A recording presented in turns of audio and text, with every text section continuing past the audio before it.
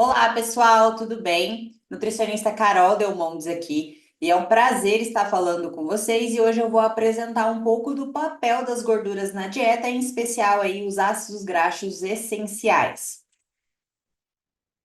Para quem não me conhece, eu sou nutricionista, sou pós-graduada em nutrição comportamental e clínica aqui pela Uniguaçu, pós-graduada em bioquímica e metabolismo humano e atualmente estou fazendo a pós de nutrição esportiva e hipertrofia. Também sou supervisora pedagógica e coordenadora adjunta da pós de nutrição comportamental e clínica e também atuo ali com o Dudu no grupo de estudos dele. E é um prazer estar aqui falando com vocês.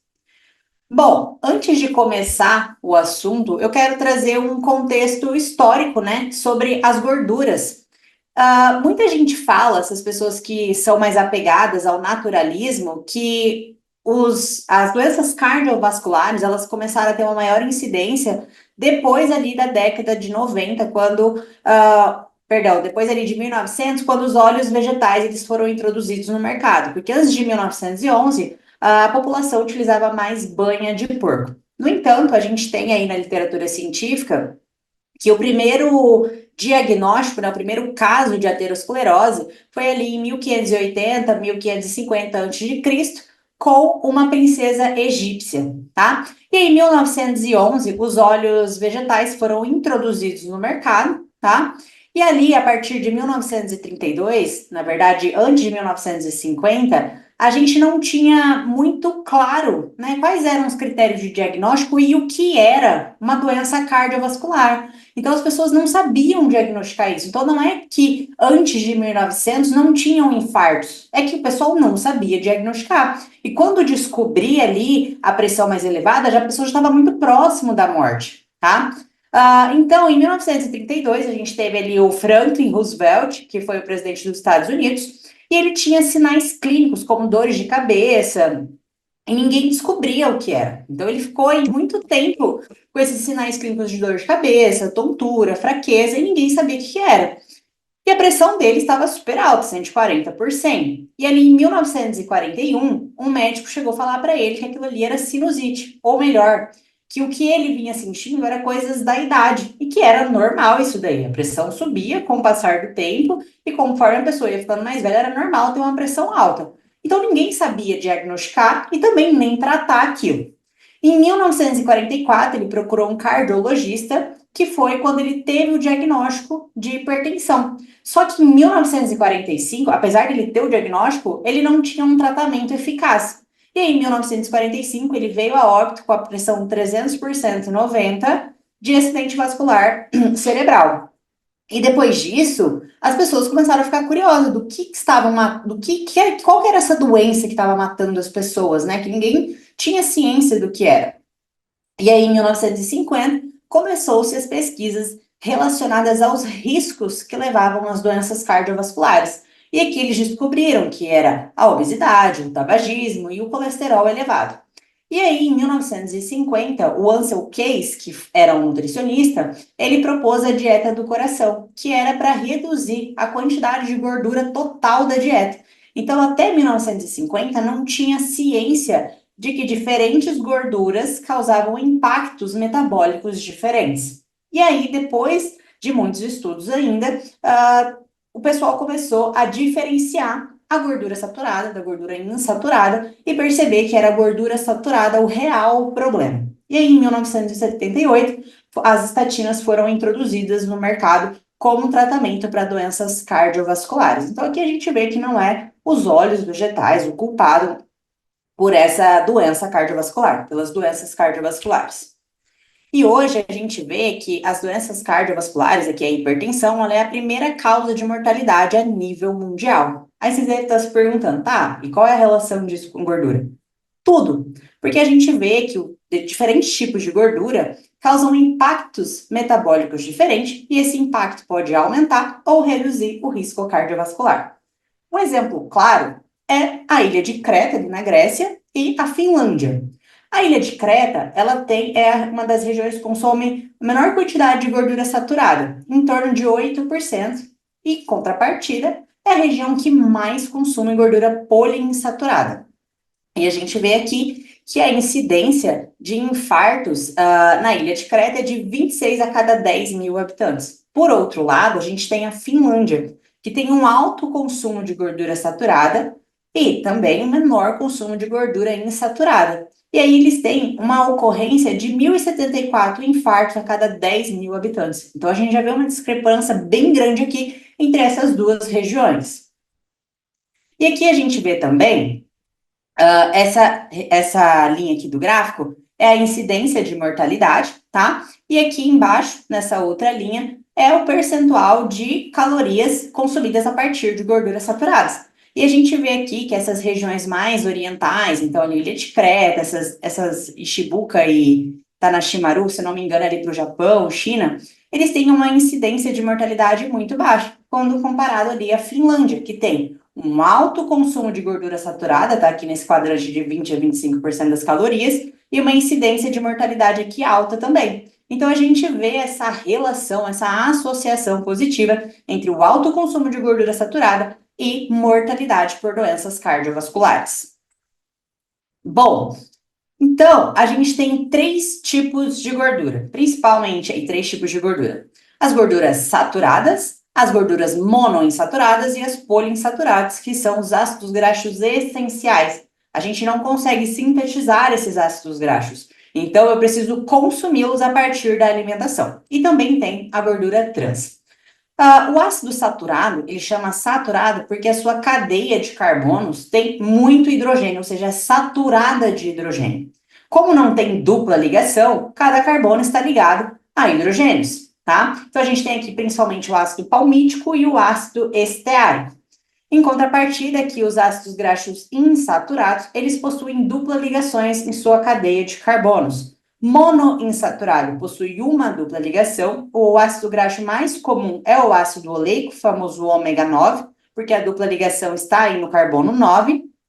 E os poliinsaturados, eles possuem mais de uma dupla ligação, sendo que o nome do ácido graxo, ele vai ser relacionado a onde está, né, a localização da primeira dupla ligação. Então, a gente tem o ômega 3 e o ômega 6, que na realidade são uma família de ácidos graxos que a gente vai ver um pouquinho mais para frente. Ácidos graxos saturados, a gente tem os principais, que é o ácido láurico, que está presente aí no óleo de coco, o ácido palmítico, que está ali no óleo de palma, presente principalmente aí no creme de avelã, nos industrializados. A gente tem o ácido mirístico, que vai estar presente principalmente nos laticínios integrais, e o ácido esteárico, que vai estar presente aí no cacau. Então, a gente vê que todos eles possuem uma cadeia de carbono sem dupla ligação, estão saturados porque são ricos em hidrogênio. Tá, e qual é o impacto metabólico das gorduras saturadas na nossa saúde, né? A gente escuta sempre falar que gordura saturada faz mal, mas o que é esse mal dela? A gente vê aqui esse SFA, ácidos graxos saturados, que eles interagem aqui com o receptor Toll-like receptor 4. E esse receptor aqui, Toll-like receptor 4, ele vai aumentar a expressão de uma proteína chamada JNK e IKK. Tanto essa proteína JNK quanto essa IKK, elas vão lá na cascata de insulina e bloqueiam. Então, eu não consigo captar glicose, porque fugiu a palavra, eu acabo gerando uma resistência à insulina. Então, eu não consigo captar glicose também. E a minha função da insulina vai reduzindo. Também, além disso, essa IKK aqui, ela aumenta a expressão de NF-kappa-beta, e esse NF-kappa-beta vai lá no núcleo da célula e aumenta a produção de citocinas inflamatórias. E essas citocinas inflamatórias, elas também vão ali na cascata de insulina e bloqueiam a sua ação. Consequentemente, tem uma menor translocação de GLUT4 ali no tecido adiposo, ali no músculo, e também uma menor captação de glicose. Então, as gorduras saturadas, elas têm um potencial de piorar a resistência à insulina e também piorar aí o perfil glicídico e também o perfil lipídico, certo? Mas será que toda gordura saturada, ela é igual? E a resposta é não.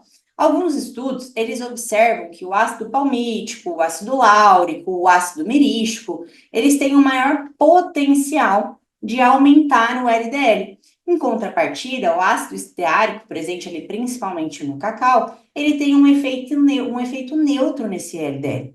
E a gente bem sabe que o LDL elevado, ele é um marcador primário aí de risco cardiovascular. Então, esses três tipos de ácido graxo, o ácido graxo, o palmítico, o mirístico, o láurico, eles têm um maior potencial de aumentar esse LDL, enquanto o ácido esteárico, ele tem um potencial neutro, tá? Seguindo adiante, a gente tem a gordura monoinsaturada. Esse tipo de gordura, assim como a saturada, não é essencial, então, caso a gente não consuma pela alimentação, a gente consegue sintetizar esse tipo de gordura, tá? No entanto, o ômega 9, que é um ácido graxo monoinsaturado, ele é o mais abundante na alimentação. Então, boa parte dos alimentos que têm gordura, eles têm uma quantidade significativa de ômega 9, tá? O ômega 9, ele tem um efeito neutro no HDL e nos triglicerídeos e tem uma leve redução no LDL.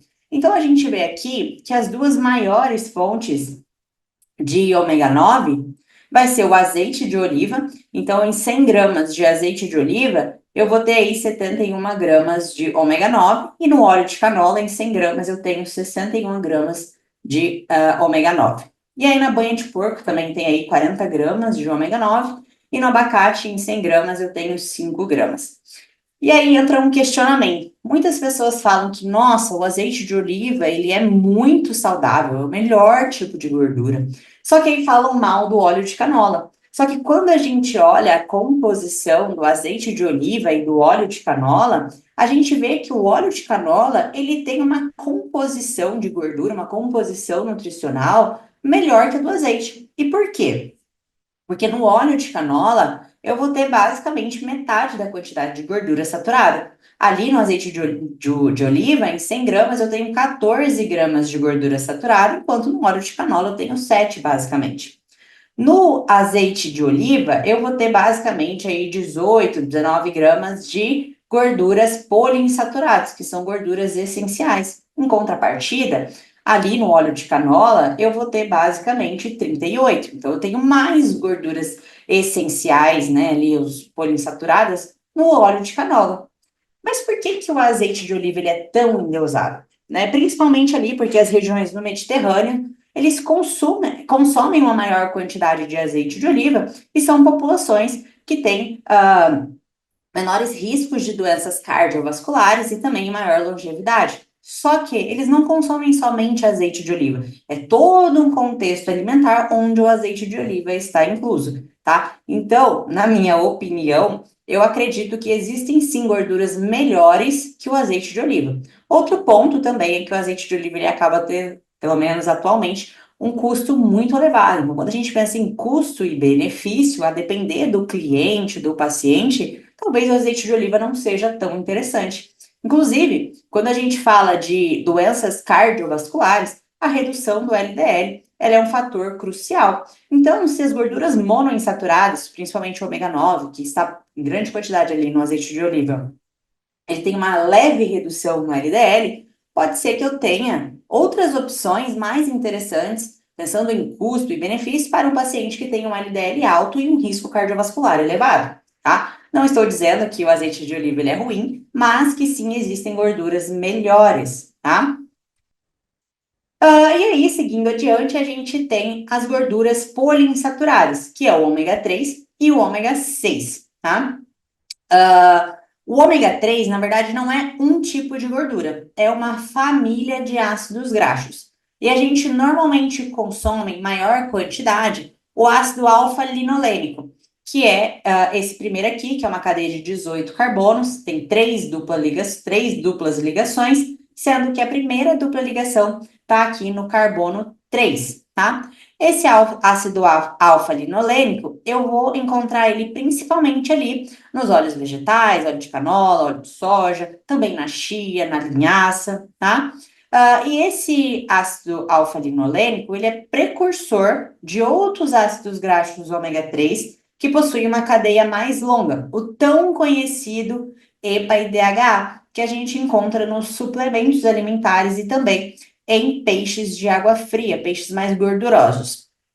O EPA, ele tem 20 carbonos na sua cadeia e 5 duplas ligações, sendo que a primeira também é ali no carbono 3, e o DHA, ele tem 22 carbonos na sua cadeia e 6 duplas ligações. Então, a gente tem aí uma quantidade significativa de EPA e DHA no salmão, na cavala, na sardinha, no atum, e de ALA, que é o ácido alfa-linolênico, aqui nos óleos vegetais. E aí, a gente consegue converter esse ácido alfa-linolênico em EPA e DHA, tá? Mas é uma conversão controlada, não é todo ácido alfa-linolênico que eu consumo que eu vou converter em EPA e DHA.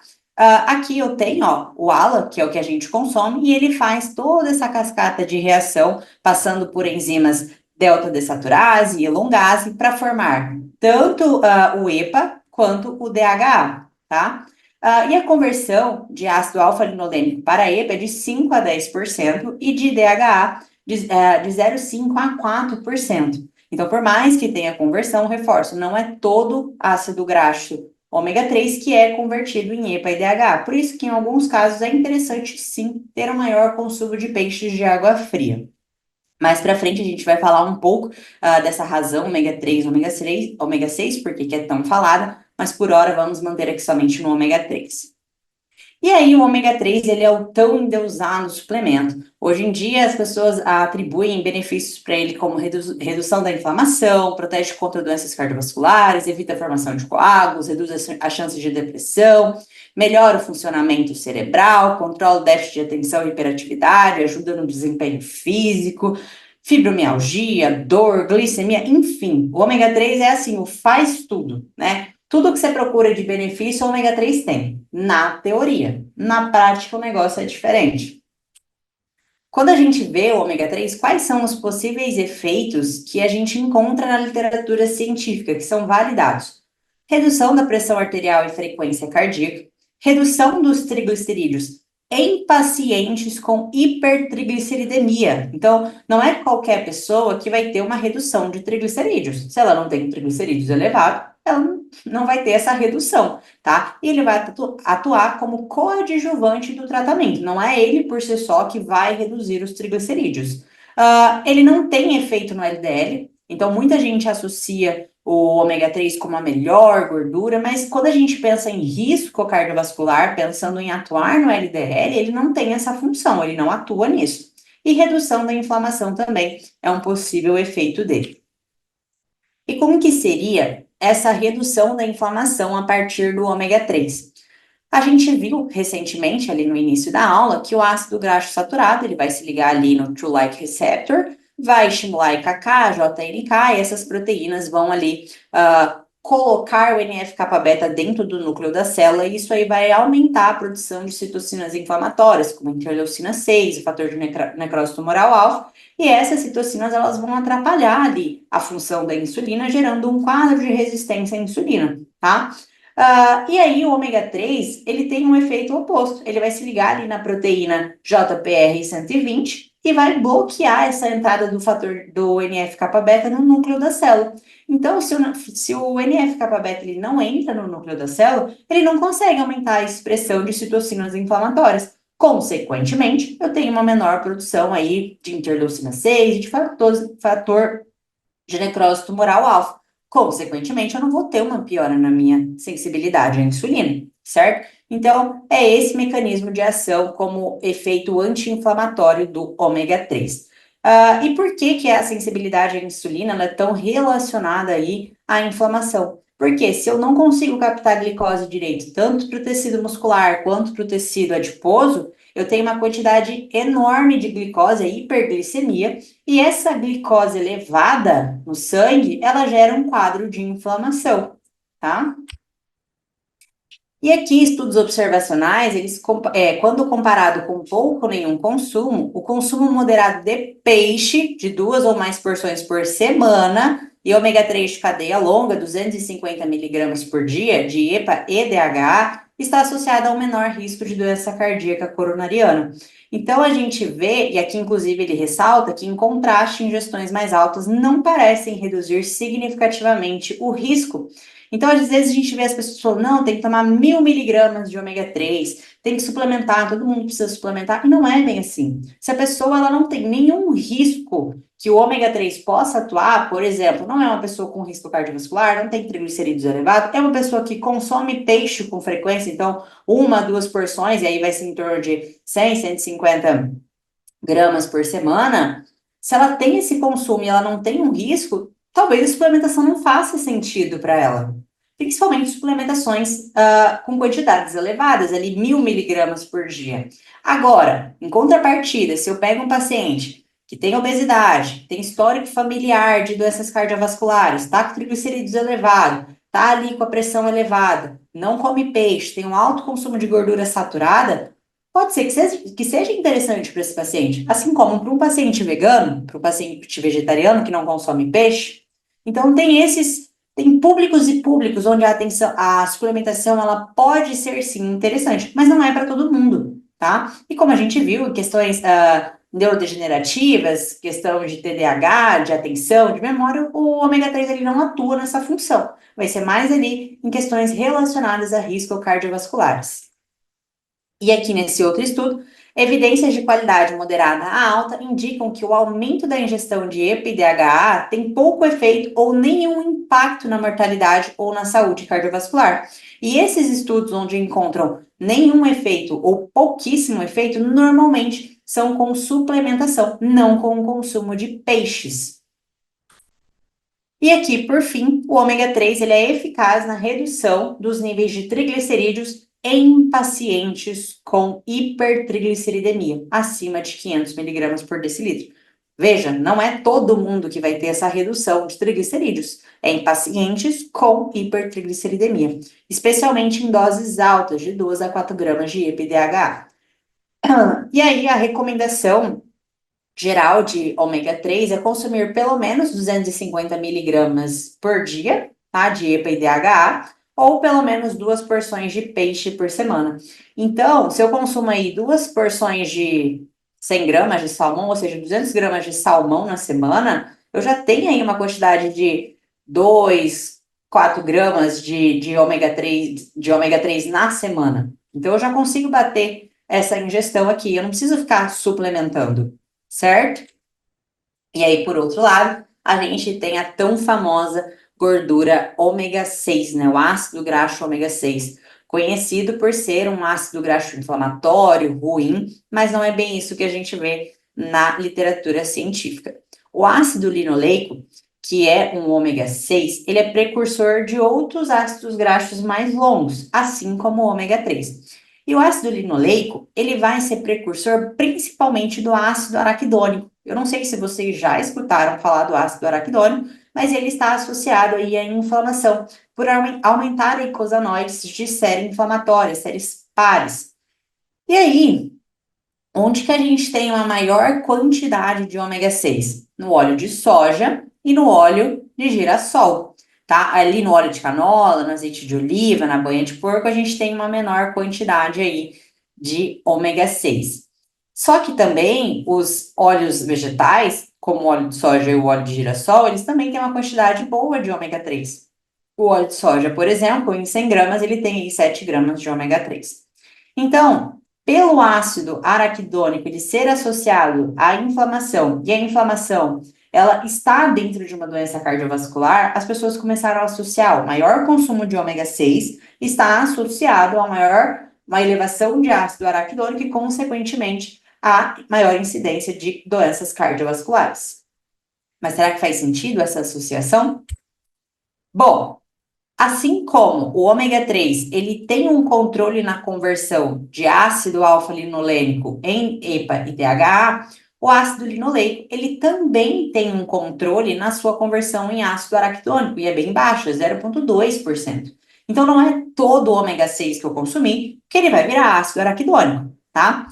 E o ácido araquidônico, ele é precursor de eicosanoides de série par, que eles são mais potentes que os eicosanoides de série ímpar, que é formado principalmente ali pela família do ômega 3, tá? Então, como os de série par são mais potentes, em teoria, eu teria uma maior inflamação do que uma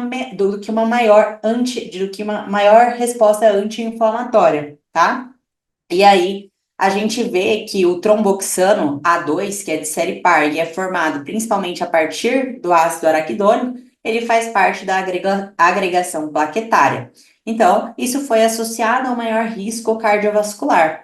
No entanto, quando a gente vê em humanos, a gente não vê esse aumento de risco. Na verdade, bem o contrário do que acontece.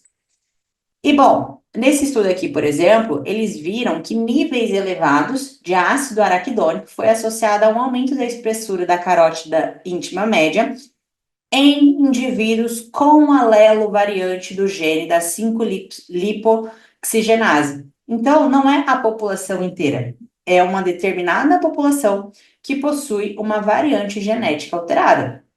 E isso, nessa população, pode significar um aumento de risco. No entanto, esse aumento foi apenas de 6% dessa população com essa variante, e não se aplica para toda a população. E qual que é o problema dessa variante? Essa 5-lipoxigenase, ela vai aumentar a produção aí de leucotriena 4. E esse leucotriena 4, ele vai aumentar a inflamação. E como eu disse, as doenças cardiovasculares, elas têm um cunho inflamatório. Então começaram a fazer essa associação. Este argumento teórico é baseado na possibilidade de que os ácidos graxos ômega 6 e ômega 3 na dieta competem entre si nas vias do alongamento da dessaturação. Então, quando a gente ingere ômega 6 e ômega 3, eles competem ali pela primeira enzima, a delta 6 desaturase. Então, se eu tenho maior consumo de ômega 6, pela essa teoria, eu teria uma maior conversão desse ômega 6 do ácido linoleico em ácido araquidônico, e eu reduziria a conversão ali do ácido alfa-linolênico em EPA e DHA, reduzindo as respostas anti-inflamatórias. Só que isso ignora que o alongamento do ácido linoleico para ácidos graxos de cadeia mais longa, no caso o ácido araquidônico, é altamente regulado e também é uma conversão baixíssima de 0,2%. E que o ácido linoleico pode influenciar o risco de doenças cardiovasculares favoravelmente por meio de outras vias. Ou seja, não há evidências reais de que o ácido linoleico seja pró-inflamatório na faixa das dietas atuais, e o oposto pode ser verdadeiro. Então, hoje a gente tem uma evidência, na verdade, uma vasta quantidade de evidências científicas a favor do ômega 6 em relação à redução de risco cardiovascular e um efeito cardioprotetor, tá? O ácido linoleico reduz o colesterol total e LDL. Inclusive, o ômega 6, ele é a gordura que mais reduz o LDL e justamente por isso ele está associado a um bom desfecho cardiovascular e também um efeito cardioprotetor. E essa evidência formou a base para políticas que aproximadamente dobraram a ingestão nos Estados Unidos durante a década de 1960 e 1970. Lembra que no começo eu falei que antes de 1950 as pessoas morriam ali, não tinham diagnóstico, porque também não sabiam qual era a causa? Quando descobriram que as gorduras saturadas aumentavam a incidência ali de infarto, aumentavam o risco cardiovascular, e as gorduras poliinsaturadas, em especial ômega 3, reduzia, em 1970 e 1970, uma das políticas públicas ali nos Estados Unidos foi aumentar justamente o consumo de gordura poliinsaturada ômega 6. E isso correspondeu a uma grande redução na mortalidade por doenças cardiovasculares. Curiosamente, a força da associação inversa foi mais forte do que o previsto apenas com base na redução do colesterol, sugerindo que outras vias podem estar envolvidas, como a redução da resistência à insulina, da inflamação. Então, muitas evidências apoiam o consumo de gorduras poliinsaturadas, em especial ômega 6, para reduzir o risco de doenças cardiovasculares. Esse outro estudo aqui, o consumo de ácido linoleico reduz o colesterol total, o colesterol LDL e VLDL e aumenta o colesterol HDL. Embora os efeitos pró-inflamatórios do ácido linoleico tenham sido teorizados e popularizados, tal inferência é amplamente baseada em experimentos com roedores com pouca evidência de suporte em humanos. De fato, o ácido linoleico parece ter efeitos anti-inflamatórios e sensibilizadores de insulina. Em ensaios controlados, comparado com a gordura saturada, o ácido linoleico reduz a esteatose hepática e a inflamação sistêmica. Nesse estudo, por exemplo, é bem interessante esse estudo, eles pegaram 39 indivíduos com peso normal e saudáveis e fizeram 7 semanas de dieta com superávit calórico. E a meta dessa dieta com superávit calórico era que esses participantes ganhassem 3% do peso total nesse período de 7 semanas. Então, conforme ia passando a semana, eles iam ajustando aí a quantidade de calorias. E eles recebiam esse superávit calórico a partir de muffins, tá? Muffins ricos em gordura. E um grupo recebia um muffin rico em gordura saturada a partir do óleo de palma, e outro grupo recebia muffin rico em gordura poliinsaturada a partir do óleo de girassol. Quais foram os resultados encontrados? A gordura hepática no grupo poliinsaturada subiu apenas 0,04 gramas por cento, ou seja, quase nada, não mudou, praticamente não mudou. Já no grupo gordura saturada, aumentou 0,56%, então já teve um aumento. E a quantidade calórica era muito similar e o ganho de peso também foi muito similar, ó. Cada grupo ganhou aí em torno de 1,6 quilos. Quando a gente olha a massa magra, o grupo óleo de girassol, gordura poliinsaturada, ganhou 0,86 de massa magra, enquanto o grupo gordura saturada, 0,31. E por que isso? Lembra que eu falei que as gorduras poliinsaturadas, elas estão associadas a uma melhor sensibilidade à insulina?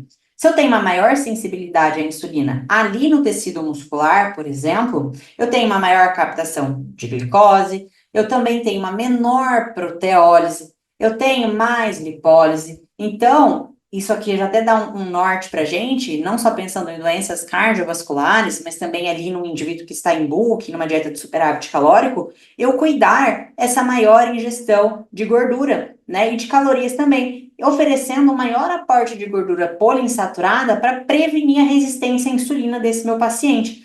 E aí, consequentemente, eu consigo fazer um período de hipertrofia e de bulking mais longo, cuidando da sensibilidade à insulina desse meu paciente. E aí a gente vê que a gordura total aumentou aí 0,97 gramas no grupo poliinsaturados, já no grupo saturada teve um aumento aí de 1,5. Então a gente já vê a diferença aí, bem significativa, mesmo total calórico, mesmo total de gordura, porém diferentes tecidos aumentaram.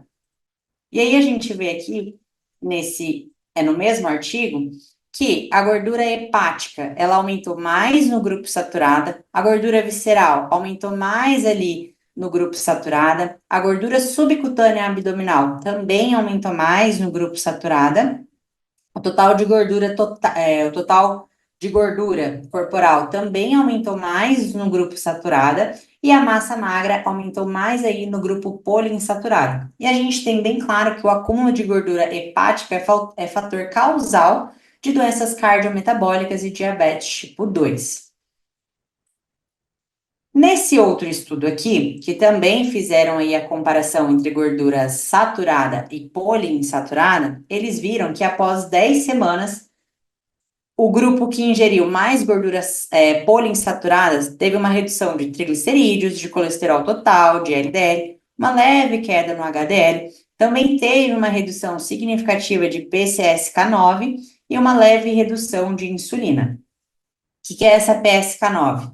PCSK9. Essa PCSK9 é uma proteína que se liga ali no receptor de LDL no fígado e degrada ele. Se eu degrado os receptores de LDL no fígado, eu tenho uma maior quantidade de LDL circulante, tá? Não se sabe muito bem qual é o mecanismo que leva a isso, mas é uma causa vista, tá? Em contrapartida, as gorduras saturadas, quem consumiu mais gorduras saturadas, teve um aumento de triglicerídeos, de colesterol total, de LDL, também reduziu um pouco o HDL, teve uma menor redução da PCSK9 e um aumento na insulina.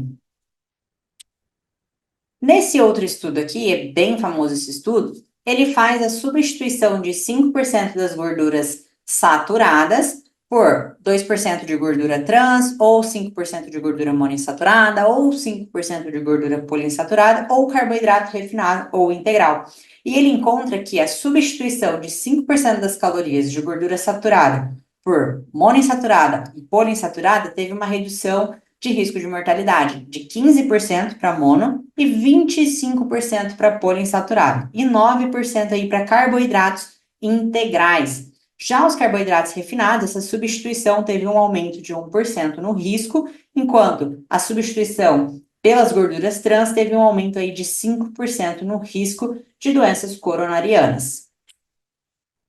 E qual é a recomendação diária das gorduras poliinsaturadas, o ômega 6? De 5 a 10% das calorias diárias. Lembrando que um indivíduo que possui um alto risco cardiovascular, talvez seja interessante deixar essa ingestão mais próxima do 10%, tá? E o que seria isso? Uma dieta de 2.000 calorias seria entre 100 a 200 calorias, e isso daria em torno de 10 a 20 gramas de ômega 6 por dia.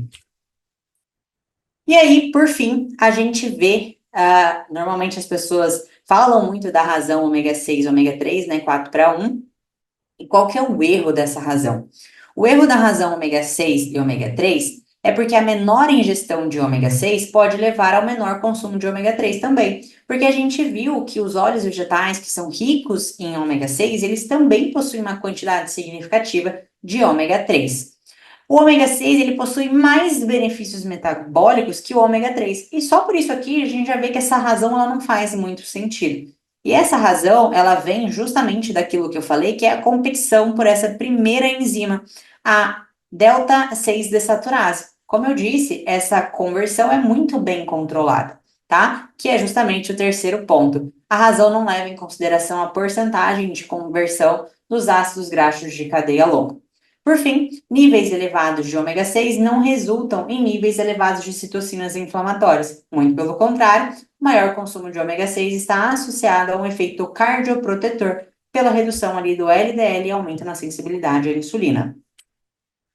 Em resumo, para a gente finalizar, os ácidos graxos ômega 3 e ômega 6, eles são essenciais e precisam ser ingeridos através da alimentação.